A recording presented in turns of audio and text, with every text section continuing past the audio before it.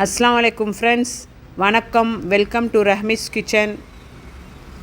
Hi friends, நம்ம இன்றைக்கி இட்லி பொடி செய்கிறது எப்படின்னு பார்ப்போம். அது எப்படி பண்ணுறது, என்னென்ன பொருள் தேவை பார்க்கலாம் வாங்க. அதுக்கு நம்ம முதல்ல 1/4 kg 1 கப்பு கருப்பு உளுந்து எடுத்துக்கணும்.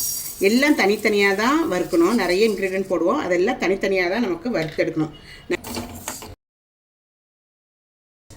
நல்லா ப்ரௌன் ஆகிட்டு வருது. இன்னொரு 2 minutes வச்சுட்டு இது எடுத்துடலாம். ஃப்ரெண்ட்ஸ், இது ஆயிடுச்சு. இதை எடுத்து நம்ம ஒரு பாத்திரத்தில் போட்டுக்கலாம். அடுத்தது நம்ம 1 கப்பு கடலை பருப்பு, 1/4 kg கடலை பருப்பு வறுத்துக்கலாம்.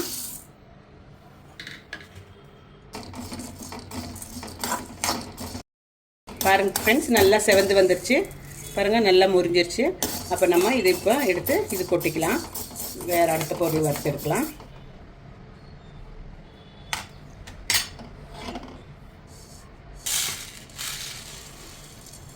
ஐம்பது கிராம் கொள்ளு, சின்ன கப்பில் 1 கப்பு 50 கிராம் கொள்ளு வறுக்கணும். நல்லா வறுத்தாச்சு. இப்போ அதை எடுத்துக்கலாம். 100 கிராம் பொட்டுக்கடலை, அது வறுத்துக்கலாம். பாருங்க ஃப்ரெண்ட்ஸ், பொட்டுக்கடலை நல்லா வறுத்தாச்சு. நம்ம எடுத்துடுவோம். குருமிளகு போடணும். ஒரு 15 கிராம் குருமிளகு போடணும். அது நல்லா வறுத்துக்கலாம். இது வெடிக்கும் குருமிளகு, கொஞ்சம் சிம் வச்சுட்டு வறுத்துக்குங்க. குருமிளகு ஆயிடுச்சு. மிளகு அது எடுத்து கொட்டிக்கலாம். எள் 50 கிராமு, அது நல்லா வறுத்துக்கலாம். இது பொரிஞ்சு வரும், பொரிஞ்சு தெரிக்கும், பார்த்து செய்யுங்க. பாருங்கள் ஃப்ரெண்ட்ஸ், எப்படி பொரியுது பார்த்தீங்களா? எல்லாம் பொரிஞ்சிருச்சுன்னா எடுத்து அதுவும் கொட்டிக்கலாம். அந்த சவுண்டு கம்மியாகிற வரைக்கும் பொரிச்சிக்குங்க. எடுத்துக்கலாம். எள் வறுத்தாச்சு. இப்போ நம்ம மிளகா வறுத்துக்கலாம். பாருங்கள் ஃப்ரெண்ட்ஸ், நான் ஒரு 20 சில்லி போட்டிருக்கேன், ரெட் சில்லி.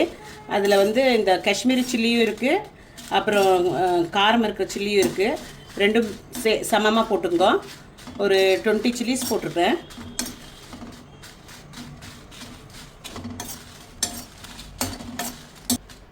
எல்லாமே ட்ரையாக தான் வறுக்கணும், தண்ணியே இருக்கக்கூடாது ஒன்றுலேயும். எல்லாம் நீட்டாக ட்ரையாக வருங்க.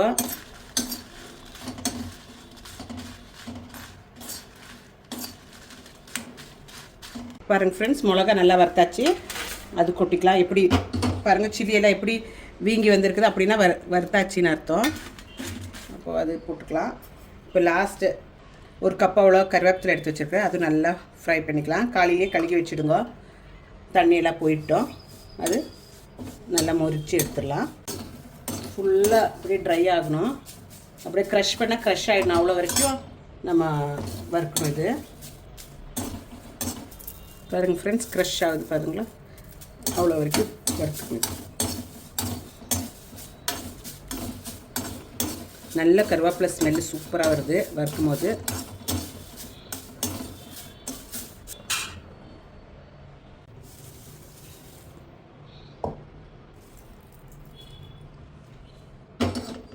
இப்போ லாஸ்ட் அண்ட் ஃபைனலாக நம்ம பூண்டு வறுத்து எடுத்துக்கலாம்.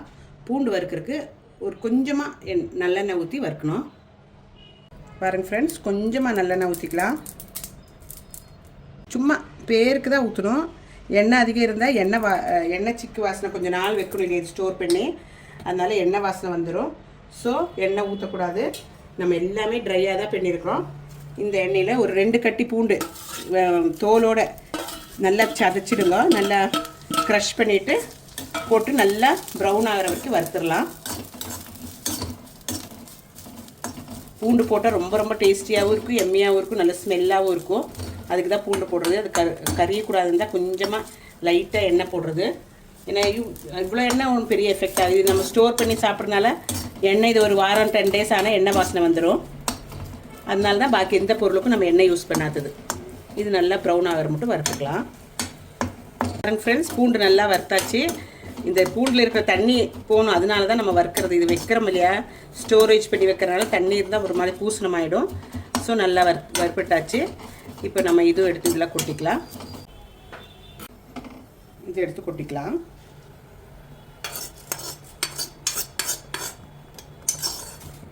அவ்வளோதான் ஃப்ரெண்ட்ஸ். இது ஆறின பிறகு வறுக்க வேண்டிய ஐட்டம் எல்லாம் இவ்வளோ தான். ஆறின பிறகு நம்ம இதெல்லாம் பொடிச்சு எடுத்துக்கலாம். ஃப்ரெண்ட்ஸ் கொஞ்சம் உப்பும் கூட சூட் பண்ணிக்கலாம். உங்களுக்கு தேவையான இந்த பொடிக்கு தேவையான உப்பு போட்டுட்டு கொஞ்சம் சூட் பண்ணிக்கோங்க. ஏன்னா சூட் பண்ணலாட்டி அதில் ஈரப்பசம் இருக்குமில்ல, அது பின்னையும் திருப்பி தண்ணி ஆகிடும். சும்மா கொஞ்சம் நேரம் அந்த சட்டிலேயே போட்டு சூட் பண்ணிவிடுங்க. அந்த சட்டி சூடு இருக்கும் இல்லையா, அந்த சட்டிலே போட்டிங்கன்னா அந்த ஈரத்தன்மை இருக்காது.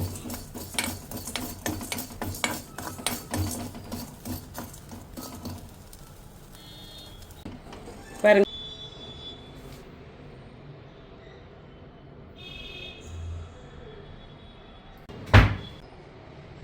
மிளகா பிடிச்சிக்கலாம்.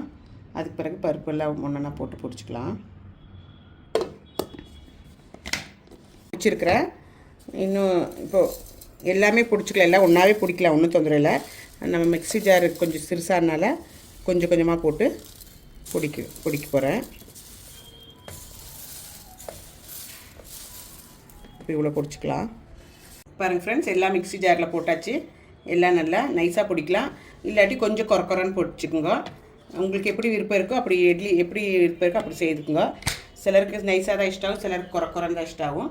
உங்களுக்கு விருப்பம் மாதிரி நீங்கள் பிடிச்சிக்குங்க. பாருங்கள் ஃப்ரெண்ட்ஸ், எல்லாம் அரைச்சிட்டோம். வாசனை சூப்பராக தூக்கலாக இருக்குது.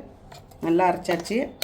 இப்போ இனி இது நல்லெண்ணெய் கூட்டி நம்ம நல்லெண்ணெய் இல்லாட்டி தேங்காய் எண்ணெய் கூட்டி இட்லி கூட சாப்பிடணும். அது இட்லி பண்ணிவிட்டு காணிக்கிறேன் உங்களுக்கு எப்படி சாப்பிட்றதுன்னு. தண்ணி இல்லாத பாத்திரத்தில் ஸ்டோர் பண்ணி வைக்கணும். நம்ம எங்கேயும் எண்ணெயும் யூஸ் பண்ணிட்டு இல்லை வறுக்கிறதுக்கு. ஸோ தண்ணியும் எண்ணெயும் இல்லாமல் நல்லா ஸ்டோர் பண்ணி வச்சு நீங்கள் ஒரு மாதம் வரைக்கும் வச்சு இது நல்லா சாப்பிடலாம். ரொம்ப டேஸ்டியாக இருக்கும். தோசைக்கு இட்லிக்கு எல்லாம் ரொம்ப ரொம்ப நல்லாயிருக்கும். வீட்டில் ட்ரை பண்ணுங்க. சூடாக சாப்பாடு கூடி போட்டு மிக்ஸ் பண்ணி நெய் போட்டு சாப்பிட்டா ரொம்ப ரொம்ப எம்மியாக இருக்கும். வீட்டில் நீங்களும் எல்லோரும் ட்ரை பண்ணுங்க. இப்படி ஒரு சின்ன பவுலில் எடுத்துக்கோங்க. எடுத்துகிட்டு கொஞ்சம் நல்லெண்ணெய் போட்டு நல்லா மிக்ஸ் பண்ணிக்கோங்க. அப்புறம் நம்ம இட்லியோடு சாப்பிடுவோம். ஃப்ரெண்ட்ஸ், நாங்கள் இட்லி பொடி நம்ம பண்ண இட்லி பொடியில் நம்ம இட்லி சாப்பிட்டு பார்ப்போம் எப்படி இருக்குதுன்னு. பார்க்கும்போதே வாயில் தண்ணி வருது. சூப்பராக இருக்குது ஃப்ரெண்ட்ஸ்.